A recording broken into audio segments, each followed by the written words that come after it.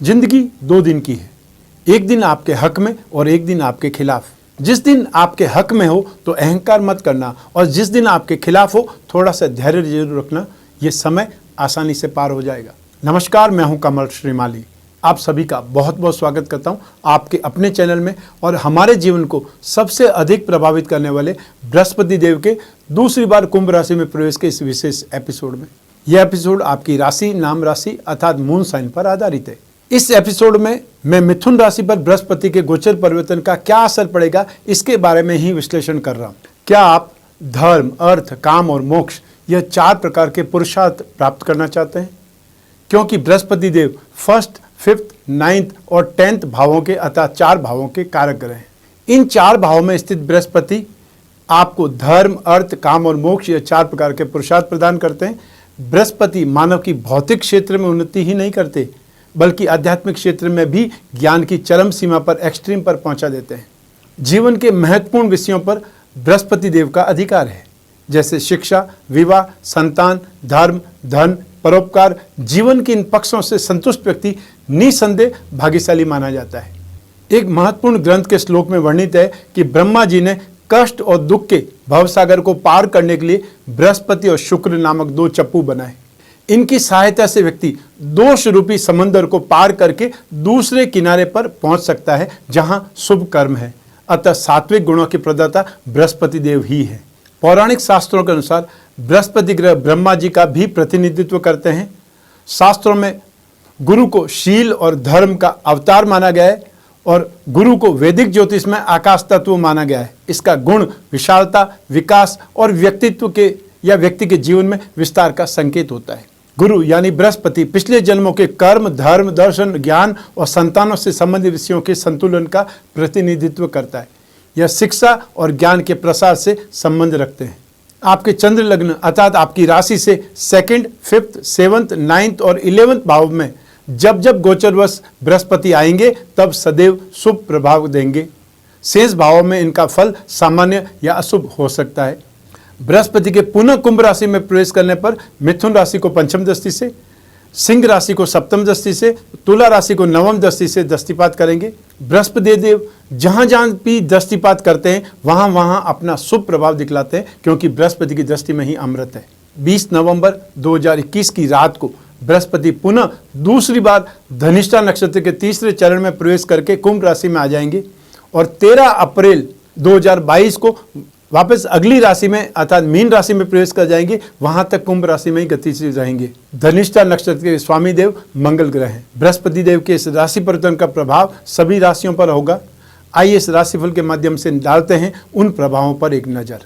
आपकी राशि से 9वें भाव में गोचरवश बृहस्पति का प्रवेश होगा अर्थात पुनः प्रवेश होगा।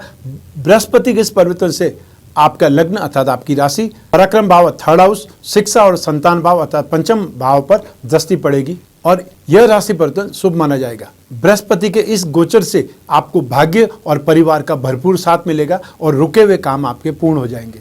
आपको अपने लक्ष्य पर ध्यान देना होगा तो निश्चित ही सफलता मिलेगी। भाग्य की उन्नति और धर्म कर्म में सफलता पाएंगे। धन संपत्ति में वृद्धि होगी।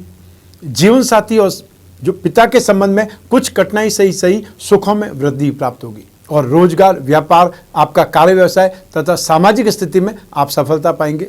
राज्य में मान सम्मान या प्रमोशन प्राप्त हो सकता है। हर कार्य में सफलता मिल सकती है बशर्ते आप मन लगा करके या अपने पूरा जोश लगा करके काम करें। भाइयों से सुख और सहयोग प्राप्त होगा। अब बात करते हैं बृहस्पति की दृष्टिफल की, क्योंकि बृहस्पति को 2 विशेष दृष्टियां प्राप्त है। बृहस्पति अपनी राशि से जिस भाव में वो है गोचर में, वहां से 5th दृष्टि, 7वें भाव पर और 9वें भाव पर, इन तीनों भावों पर बृहस्पति की दृष्टि होती है। इसका अलग अलग प्रभाव क्या होने वाला है वो मैं आपको विस्तार से बता रहा हूं। सबसे पहले बात करते हैं बृहस्पति की 5th दृष्टि की। तो बृहस्पति की 5th दृष्टि मिथुन राशि पर होने से अर्थात आपके राशि पर होने से शरीर में एक प्रकार का अट्रैक्शन बढ़ेगा, सुंदरता बढ़ेगी, या ये बोल सकते हैं पर्सनैलिटी में इंप्रूवमेंट आएगा। आकर्षित करने वाली स्थिति आएगी। मान सम्मान और प्रभाव बढ़ेगा। अच्छे स्वास्थ्य का सुख प्राप्त होगा। विद्वान के रूप में प्रतिष्ठा और अच्छी आय की प्रबल संभावनाएं बनेगी। माता पिता के साथ में अच्छा समय व्यतीत करेंगे और उनके मार्गदर्शन से सम्मान भी प्राप्त करेंगे। 7th दृष्टि पराक्रम भाव पर है। बृहस्पति की 7वीं दृष्टि सिंह राशि पर अर्थात 3rd हाउस पर होने से भाई बहनों का सहयोग प्राप्त करेंगे। अपने पुरुषार्थ से, अपनी मेहनत से आप 100% सफलता पाएंगे। सरकारी सहयोग और प्रशंसा प्राप्त हो सकती है। कोई विशेष अवार्ड रिवार्ड भी मिल सकता है। किसी महिला मित्र की सहायता से धन लाभ होगा और बिजनेस में नए नए अवसर प्राप्त होंगे।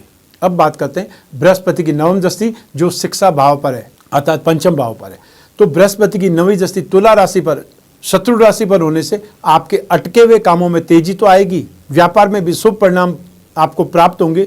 नौकरी में आमदनी बढ़ेगी और हो सकता है कोई इनको अप्रेजल भी मिल जाए। मित्रों के सहयोग से आपके प्रोजेक्ट पूरे होंगे और जो बेरोजगार हैं उनको रोजगार के अवसर प्राप्त हो सकते हैं। विद्या, बुद्धि तथा कार्यकुशलता, हुनर, आपकी काबिलियत, आपकी योग्यता भी बढ़ेगी। संतान के जन्म का उत्सव प्राप्त होगा या उत्सव मनाने का अवसर प्राप्त होगा।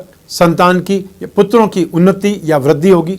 संतान पक्ष से सहयोग मिल सकता है। सब मिला करके यह गोचर आपके लिए बहुत सुखद है, या ये बोल सकते हैं कि आपके लिए एक प्रकार से उन्नति प्रगति का रास्ता है।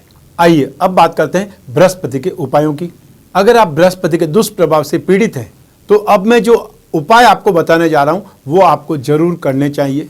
मधुमेह अर्थात डायबिटीज का सीधा संबंध कुंडली में बृहस्पति से माना जाता है। पारंपरिक हिंदू ज्योतिष के अनुसार बृहस्पति की पूजा आराधना पेट को प्रभावित करने वाली बीमारियों से छुटकारा दिला सकती है तथा पापों का या दुष्प्रवृत्तियों का नाश कर सकती है। इन उपायों में सबसे पहले आपको दशावतार विष्णु कवच धारण करना चाहिए अथवा लक्ष्मी नारायण कवच धारण कर सकते हैं। आप पुखराज या सुनेला पहन सकते हैं क्योंकि पुखराज महंगा रत्न है, इसलिए उसकी जगह पे सुनेला रत्न पहन करके एक बार उसका परिणाम देख सकते हैं। फिर अगर परिणाम संतोषजनक है तब आप फिर ओरिजिनल रत्न अर्थात पुखराज धारण कर सकते हैं। बृहस्पति ग्रह के यंत्र की अंगूठी बना करके पहन सकते हैं या जो पेंडल पहनना चाहे वो बृहस्पति यंत्र के साथ में पुखराज या सुनेला जड़वा करके धारण कर सकते हैं।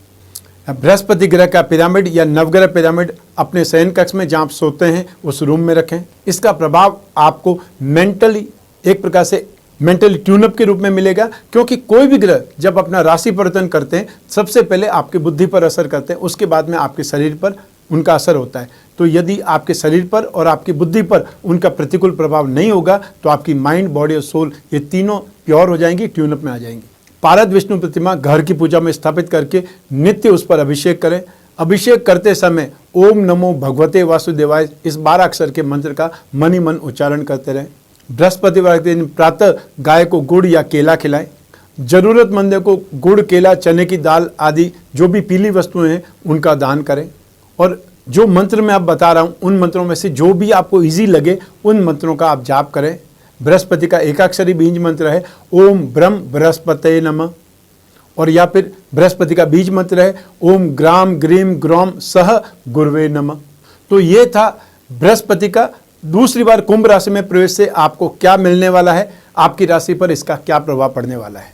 आपकी कुंडली में जो बृहस्पति की स्थिति है, कौन से नक्षत्र में है, किस राशि में है, कौन से ग्रहों के साथ में, किन ग्रहों की दृष्टि संबंध में है, कौन सा आपको दशा चल रही है, किस ग्रह की दशा चल रही है, और आपकी जन्म कुंडली में या आपकी नवांश कुंडली में, सप्तमांश कुंडली में बृहस्पति की पोजीशन कैसी है, उसका भी असर इस गोचर के साथ साथ पड़ेगा। तो ऐसी स्थिति में आप में से जो भी अपनी जन्म कुंडली के अनुसार इस बृहस्पति का राशिफल जानना चाहते हैं उनको अपनी जन्म कुंडली का विश्लेषण कराना चाहिए, और साथ ही साथ ये भी ध्यान रखना चाहिए कि ये राशिफल जो मैंने बताया वो राशि के अनुसार है, उसको 100% अपने ऊपर ही घटित नहीं करना है, लेकिन उसके संदर्भ में आपकी जन्म कुंडली भी साथ साथ काम करेगी। मैं कामना करता हूं कि आप स्वस्थ रहें, प्रसन्न रहें और सुरक्षित रहें। अपना और अपने परिवार का बहुत बहुत ख्याल रखें। आप सभी को मेरा नमस्कार, बहुत बहुत शुभकामनाएं। ईश्वर आपकी रक्षा करे, भगवान बृहस्पति देव आपकी रक्षा करे। बहुत बहुत धन्यवाद।